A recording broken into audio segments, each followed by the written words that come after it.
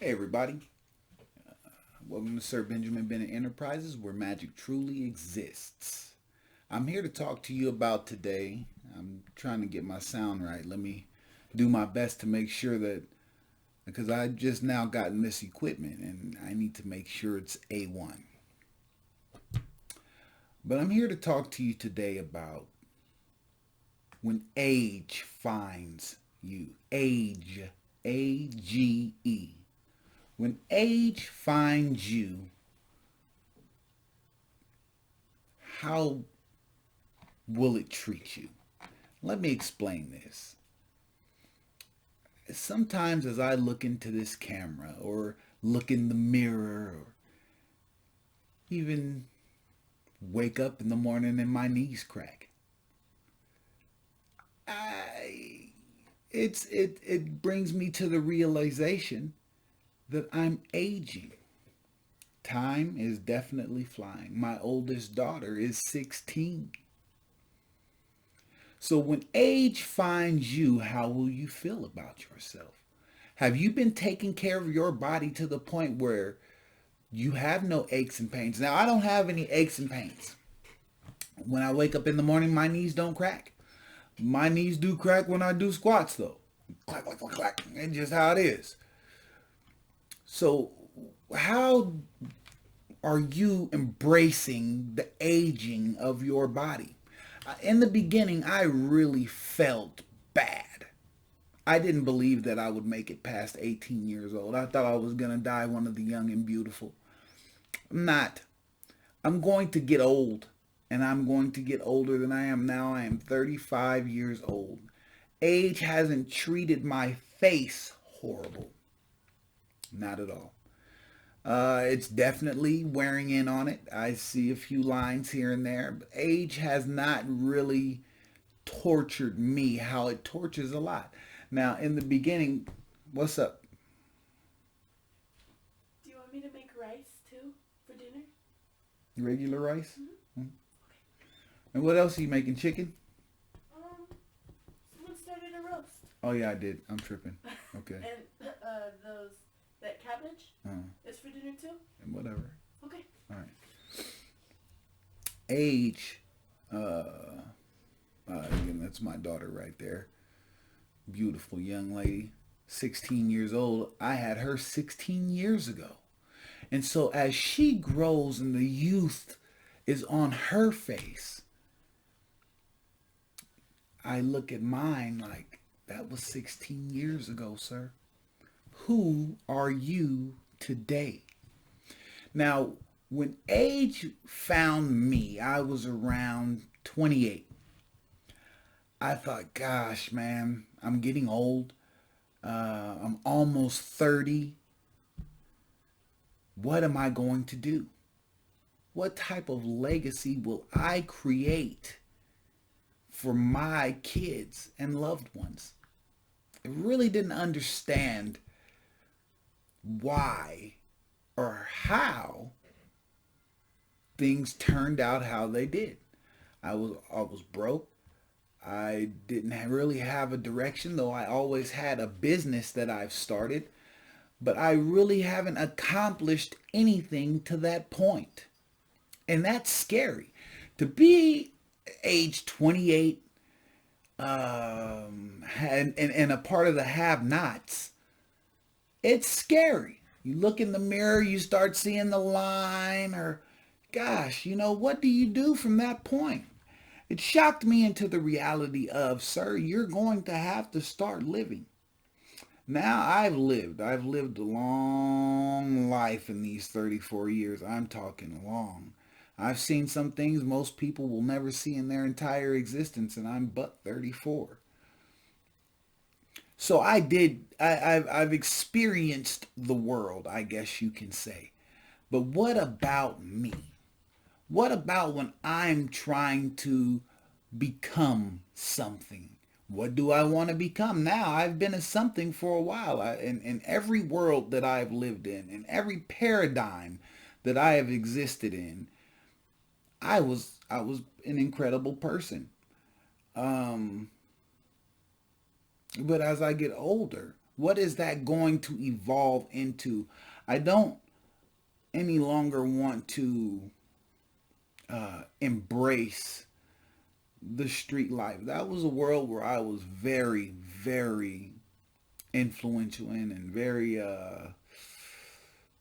active in. I don't want to embrace that world anymore.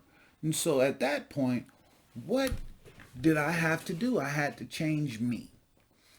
See, and a lot of times when people decide to change them, they're in their late 20s, early 30s, and they figure out, gosh, I want to become something. I have nothing. You know, if it wasn't for the blessings that I have, my wife, period. That's it. My wife. If it wasn't for her, gosh, I'd be in a bad way. So I really had to figure this out, and I really appreciate the time that I spent with me. So you have to get away. I guess I called that a midlife crisis around 28 when I realized, gosh, sir, you're old and you're nothing. I'm really hard on myself because I can't sugarcoat it with me. I'm here. This is my body. I am inside of this body existing as a spark, energy, pure electricity, so a soul, something we don't even understand. But I know for a fact in a second that that spark will leave this body. Not in a second. In many years from now, I'll say about 80. And 80 years from now, my spark will leave my body. And by that time, I will have aged from this point another 80 years. Now, it is a blessing to be able to age and to see this world and to experience more than what you have at the moment. Now, when I say I've experienced the world, I'm California lifestyle. Everybody's trying to get to Hollywood. And I live miles from it, with a lot along, maybe 77 miles from Hollywood. But here's my point. I've done Hollywood. I've been in Hollywood. I've been to Rodeo Drive, Beverly Hills, Redondo Beach, Venice Beach. I've done every huge attraction that anybody would try to put on their bucket list that has to do anything with California. I've done it 10 times. But I've never been rich. I've never, ever been rich.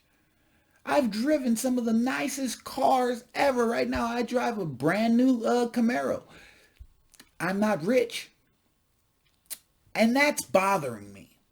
Because I know for sure that my destiny is to become rich. And I have to keep at it. Now that age has found me, at this point in my life, I feel incredible.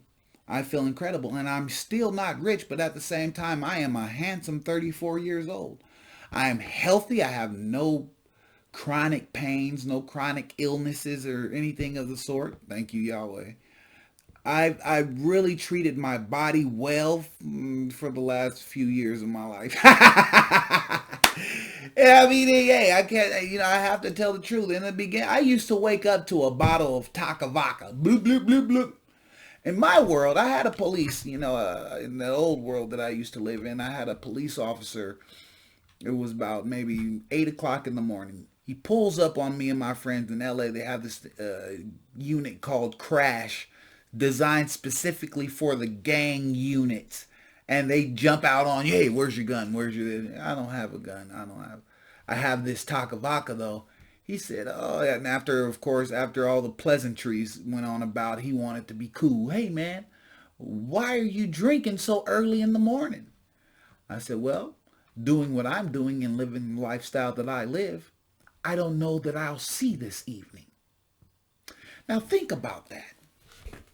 I used to live life 1 second at a time. If I woke up, it was a blessing. Celebrate. As I passed each and every minute, celebrate. Have a smoke, have a drink. Why not? Because reality really sucked.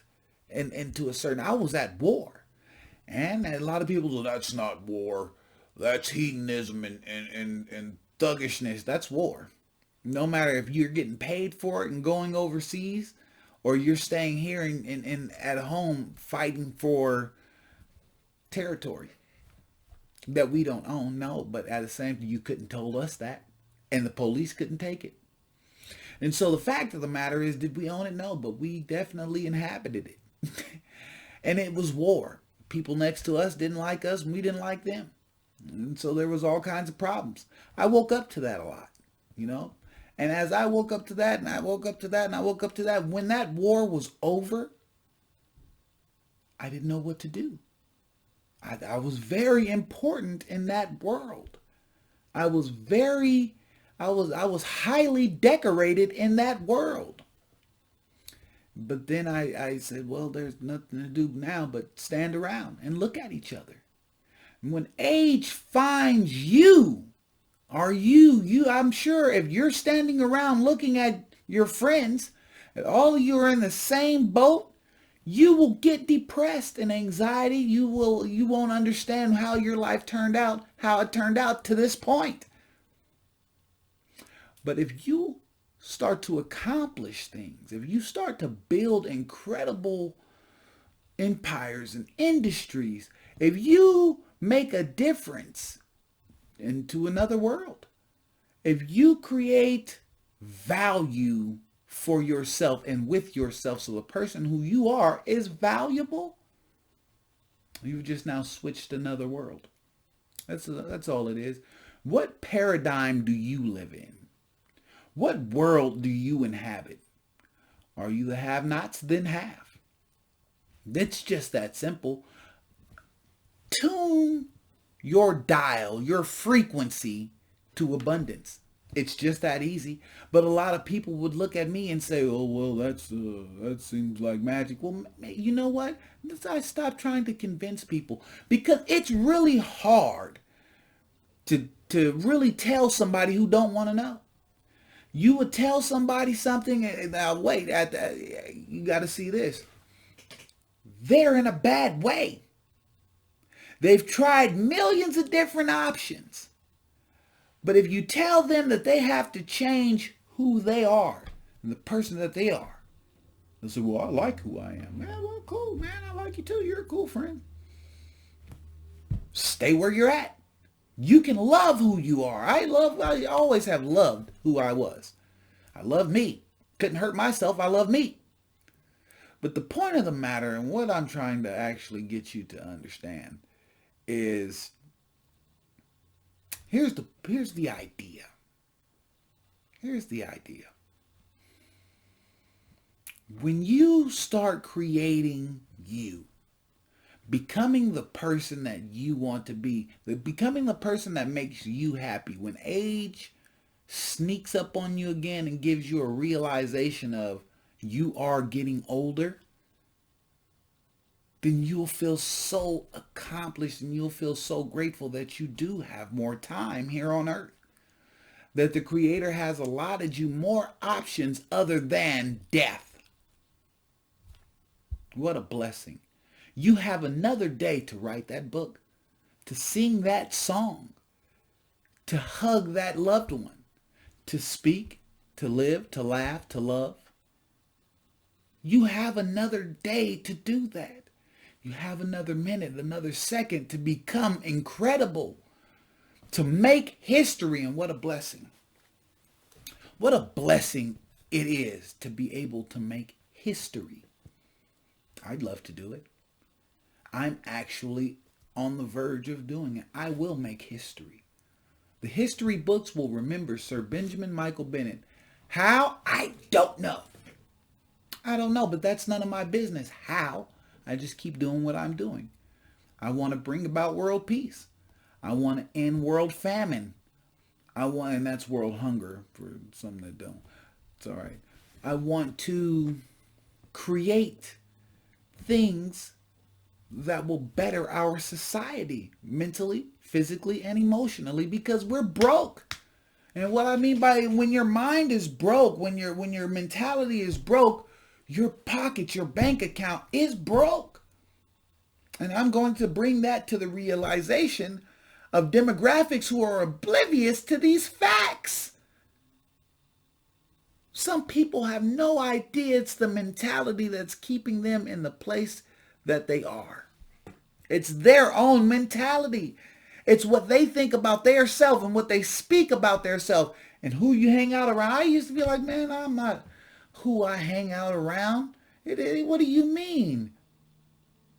You are the sum total of your best 5 friends.